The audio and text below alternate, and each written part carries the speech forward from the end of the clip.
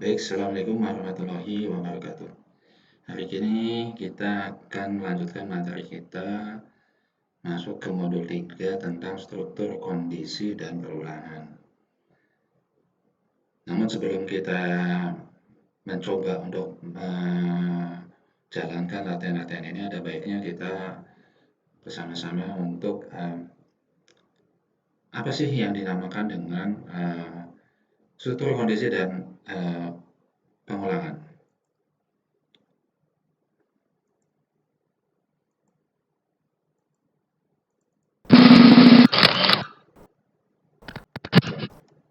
Ya, pokok bahasan yang kita bahas untuk hari ini, yang pertama struktur kondisi, yang kedua struktur pengulangan, yang ketiga itu adalah break. Ya, struktur break itu nanti akan menyatu dengan struktur pengulangan. Yang berikutnya continue. Continue juga nanti ada di bagian struktur pengulangan.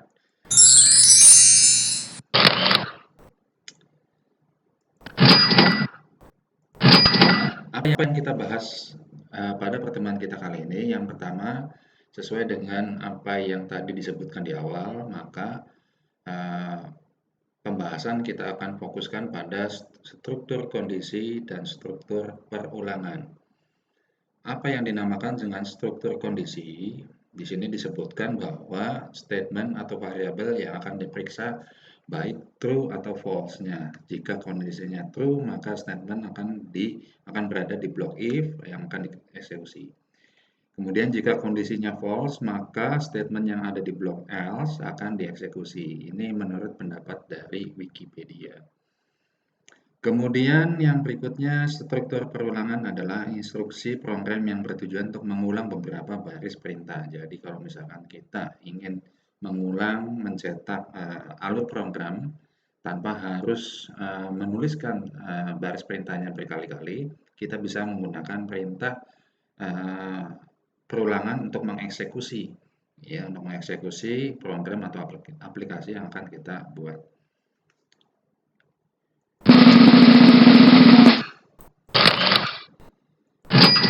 Berikutnya kita langsung masuk ke struktur kondisi, ya. Jadi struktur kondisi atau struktur kontrol ini merupakan sebuah struktur dalam bahasa pemrograman yang diperbolehkan kita mengontrol alur dari eksekusi suatu program atau script.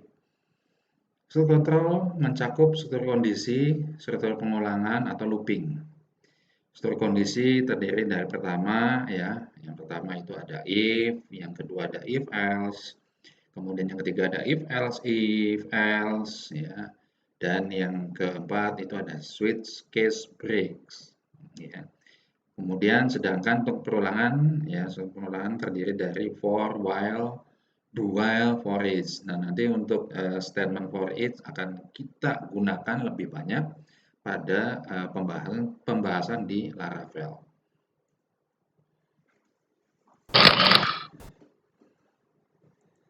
Nah, ini blok perintah dari struktur if atau statement if. Kondisi di sana merupakan statement atau variabel yang akan diperiksa benar atau salahnya.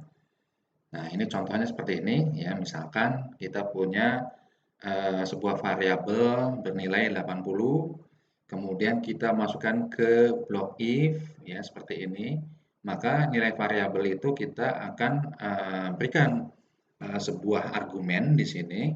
Apabila nilainya lebih besar sama dengan 60, ya, maka dia akan mencetak nilai Anda lulus, ya, nilai Anda 60, diambil dari sini ya, nilai Anda 80, maaf ya.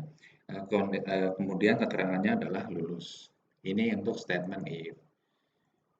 Nah, untuk penjelasan program latihan 31 di sini, pada program di atas terdapat pemberitaan kondisi apabila isi dari variabel nilai lebih kecil dari 60 atau baris 3, itu akan bernilai true.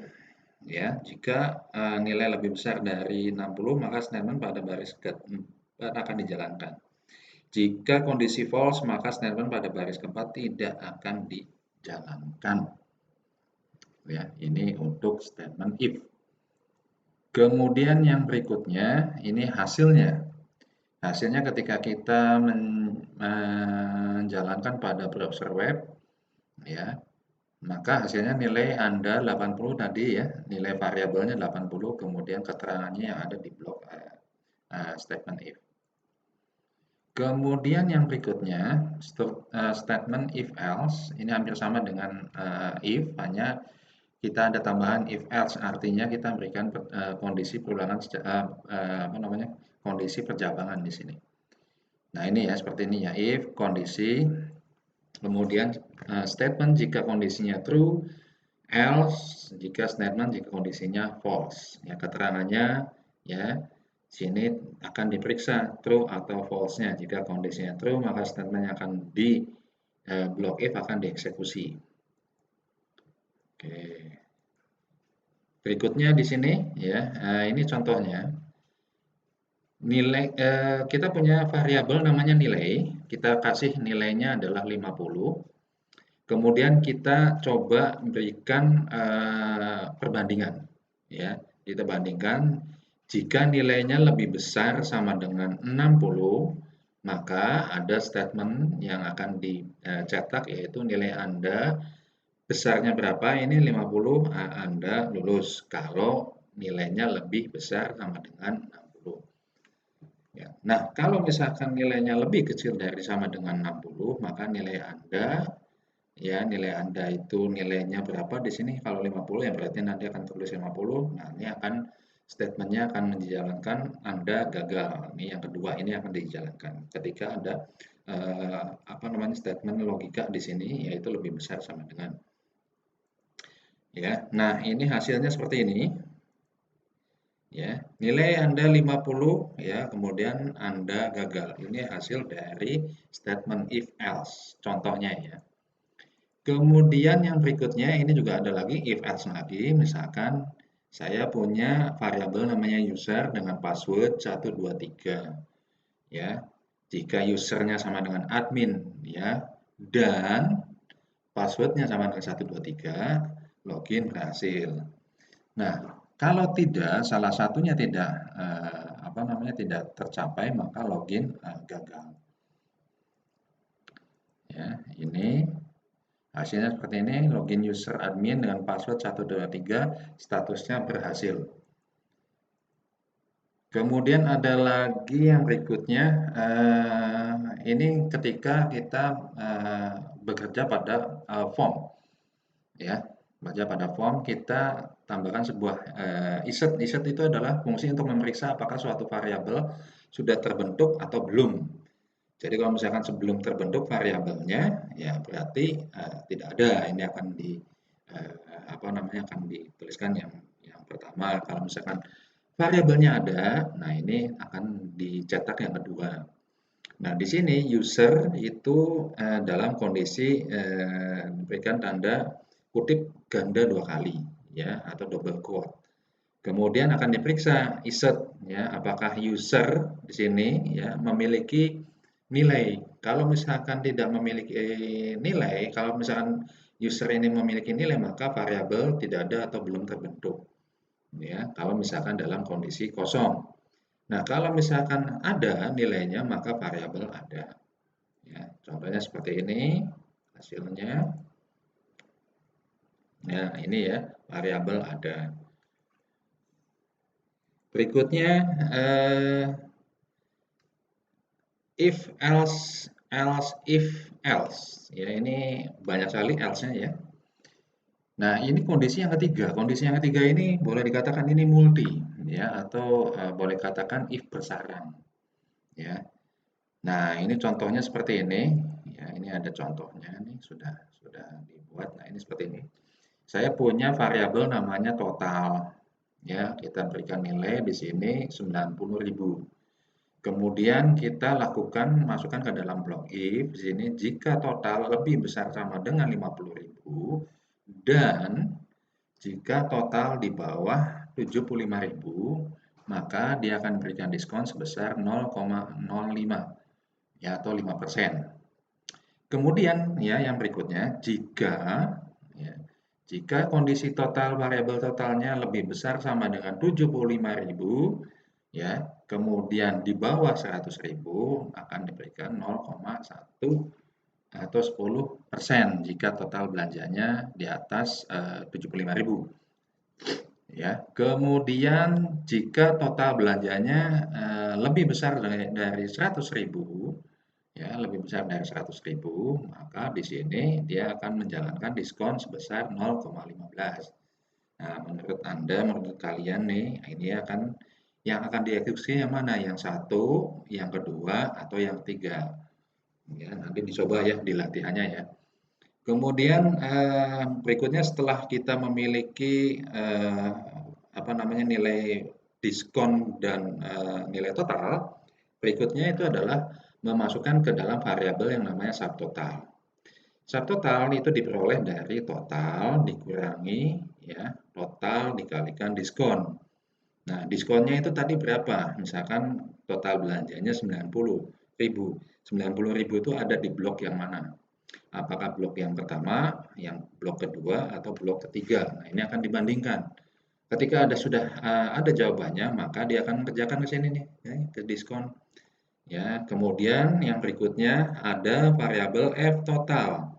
F total itu adalah merubah ya number format ini merubah ya total di sini ya total angka total ini menjadi format number ya. Nah, ini seperti ini. Ya, format number. Ya, dihasilkan di sini ya F total kemudian diskon ya subtotal ya ini akan bentuknya nilainya rupiah ya yang lainnya tidak ya ini nah hasilnya bagaimana hasilnya nanti seperti ini jumlah pembelian itu 90.000 ya diskon yang diperoleh itu adalah 0,1 ya jumlah pembayaran sebesar 81.000 karena apa karena 90.000 dikurangi diskon 0,1 dikalikan 90.000 sama dengan 9.000. Nah, 90.000 baru dikurangi 9.000. Jadi hasilnya 81.000 rupiah. Ya, ini untuk yang kondisi perjabangan ya yang ganda ya atau boleh dikatakan if besaran. Kemudian yang berikutnya adalah switch case. Switch case hampir mirip dengan if besaran, hanya saja di sini ya tidak membutuhkan perintah yang sama berulang kali. Contoh, ya ini contohnya. Nah, tadi di awal ya case total 90.000 sama dengan yang di case di sini. Tadi yang menggunakan if ya. Bedanya di sini, bedanya lebih ringkas dibandingkan dengan yang tadi, yang di atas ya, karena ini masukkan ke dalam blok case semua. Case yang pertama di sini kita masukkan kondisi yang pertama, case yang kedua kita masukkan kondisi yang kedua, ya, dan case yang ketiga, ya, kemudian diambil dari yang case yang ketiga di sini. Nah, kemudian isinya sama, hasilnya juga sama. Ya, hasilnya seperti ini. Oke. Berikutnya for ya. For ya, init awal itu merupakan inisialisasi nilai awal variabel. Kondisi adalah suatu yang akan membatasi perulangan ya, counter apa yang akan dihitung. Statement yang diulang itu seperti apa? Contohnya seperti ini. Oke, ya, saya punya contoh seperti ini. Jika ya untuk if sama dengan 1 apa namanya, I, ya, variabel I sama dengan 1, variabel I lebih kecil dari 10, ya, kemudian I plus plus. Artinya apa ini di sini? Artinya akan dicetak sebanyak I kali sampai dengan 10, ya. Oke, berikutnya, ya, jika ya variabel I-nya diisi 1 masih sama ya. Kemudian yang berikutnya ditambahkan ya dengan ditambahkan dengan 1, masukkan ke blok if ya. If di sini ya I lebih besar sama dengan 10, break ya echo ya I. Ya, ini contoh yang kedua, ini juga bisa dipakai karena perpaduan antara for dan if. Yang ketiga, contoh yang ketiga ini juga sama. Contoh yang ketiga itu menggunakan for dan if juga, ya, tapi ada tambahan, ya sama aja ya, apa namanya, nilai, nilai increment atau decrement-nya disimpan di atas, kalau ini disimpan di bawah, ya. Kemudian for, ya, ini untuk, ya sama saja ya, ini juga sama ya. Kurang lebih ada 4, apa namanya, perbedaan ya, 4 penggunaan, for tetapi dengan, kondisi perulangan ya, tetapi hanya, tetapi dieksekusi dengan hasil yang sama. Oke, berikutnya kita lanjut. Nah, hasilnya seperti ini.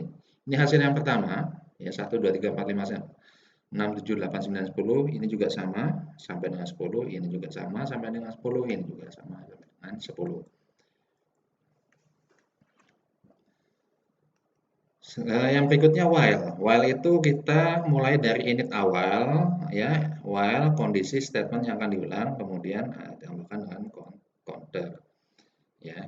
Diawali dengan inisiasi, ya. Seperti ini ya hasilnya ya. Ini hampir mirip dengan for tadi yang di awal, hanya sini ada tambahan while, ya. Ganti while. Kalau tadi for, ini adalah while. While, ya, and while, ya, pasangannya dengan and while. Oke, hasilnya nanti seperti ini ya. 1, 2, 3, 4, 5, 6, 7, 8, 9, 10. Ini juga sama 10. Heading 1, heading 2, heading 3, 4, 5, dan 6. Nah, itu hasilnya. Kemudian do while. Ini statement do while ya. Do, statement yang akan diulang apa, kemudian counternya bagaimana, while, ya, kondisi. Ya, ini sudah dijelaskan di bawah ya. Unit awal merupakan inisialisasi atau nilai awal variabel. Kondisi merupakan statement kondisi yang membatasi perulangan. Kemudian counter merupakan pertambahan atau perulangan nilai variabel yang sehingga perulangan tetap berjalan. Contohnya seperti ini. Ya, ini contohnya. Dia akan mencetak sampai dengan angka 20. Ya, nah ini mencetak sampai dengan nilai 20 yang lebih kecil daripada 20.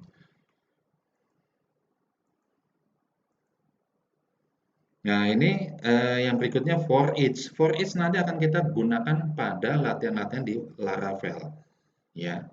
Nah, ini menggunakan array ya expression. Jadi array expression itu boleh dikatakan dia akan apa ya namanya, eh, statement itu akan diulang berkali-kali, disimpan dalam blok array, ya, seperti itu ya.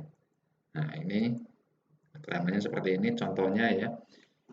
Misalnya kita punya nilai array Januari, Februari, Maret, April sampai dengan Desember. Kita masukin ke for each ya, bulan sama dengan nama bulan, itu nama bulan. Jadi akan dituliskan sini sebanyak apa yang tertulis di sini. Januari sampai dengan Desember. Oke, berikutnya ya ini juga sama ya, ini untuk contoh bulan. Ya, ini contoh bulan, ini seperti ini. Ya, ini ketika kita eksekusi hasilnya Januari, Februari, Maret, April, Mei, Juni, Juli, Agustus, September, Oktober, November, dan Desember. Ya. Oke, berikutnya ya ini contoh yang terakhir ini nampaknya ini. Kita isi array yang pertama 1 Andri, kedua 6 Joko, yang ketiga 12 Sukma, 45 Rina, 55 Sari. Ya, kita gunakan for each di sini. For each ya nama s kunci ya isi ya. Urutan keberapakah kunci? Nah, ini ya kunci lebih besar sama dengan isi adalah isinya. Jadi nanti akan diulang sebanyak apa yang ada di array di sini. Ya, ini hasilnya. Urutan ke-61 adalah Andri ya, kedua Joko, ke-12 adalah Sukma, ke-45 adalah Rina, ke-55 adalah Sari. Ya, itu untuk latihan apa namanya latihan kita untuk modul yang ketiga. Nah, nanti untuk Oke. Nanti untuk yang tugas yang dikumpulkan yang pertama, ini dikumpulkan semua latihan ini ya, hasilnya ini hasilnya. Ini silahkan Anda kumpulkan di Indigos ya, nanti ada kan di bagian latihan mandiri, silahkan disimpan di Indigos. Jangan dijawab di YouTube. Nah, sekali lagi ya, jangan dijawab di YouTube. YouTube hanya untuk absen NIM ya, NIM, nama ya, kemudian kelasnya. Kelasnya kelas apa? Semester 1, ya semester 2, semester 3, misalkan 3 pagi ya, kelas apa semester 3 pagi, semester 3 siang, semester 3 sore atau selanjutnya ya. Seperti itu. Nah, untuk latihan masih sama. Latihan ada dua ya. Latihan yang pertama kita apa namanya nanti Anda silakan screenshot ya, screenshot absen di YouTube. Nah ini ya di YouTube-nya ini seperti ini absennya ya. Nah ini screenshotnya. Ini untuk screenshot boleh Anda kumpulkan nanti di Indigos ya screenshot ya. Nah untuk NIM nama ya, kemudian NIM nama kelas itu untuk absensi di apa namanya di YouTube-nya. Kalau ini screenshot ini untuk disimpan di Indigos. Jadi jangan ditukar ya. Ada yang menjawab di Indigos ya, dijawab Indigos ya salah ya, bukan juga salah 100% ya. Jadi kalau untuk semua jawaban, semua screenshot, semua latihan simpan di Indigos. YouTube hanya untuk NIM untuk di komentarnya ya, NIM, nama, dan kelas. Itu untuk apa? Untuk memudahkan saya memonitor kehadiran Anda di apa namanya di absensi di perkuliahan di YouTube. Itu ya, jadi jangan sampai salah. Nah, kemudian ini bisa disimpan di Google Drive ya. Bisa di apa namanya simpan di Google Drive seperti ini. Ya, boleh ya silakan Anda pelajari ya bagaimana cara menyimpan file di Google Drive, kemudian link pendek di Bitly ya silakan Anda pelajari ya. Kalau misalkan tidak, pas saya nggak bisa Pak Bitly-nya ya sudah nggak apa-apa, nggak masalah ya, tidak masalah ya. Ini contoh ya untuk di apa namanya di Google cara untuk apa namanya, menjawab screenshot di Google Drive latihannya semuanya ya dari latihan pertama, kedua, ketiga, keempat, kelima, dan selanjutnya sampai dengan terakhir tadi. Oke.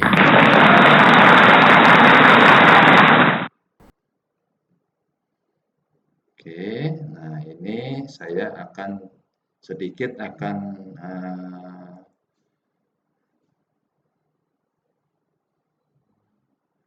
ini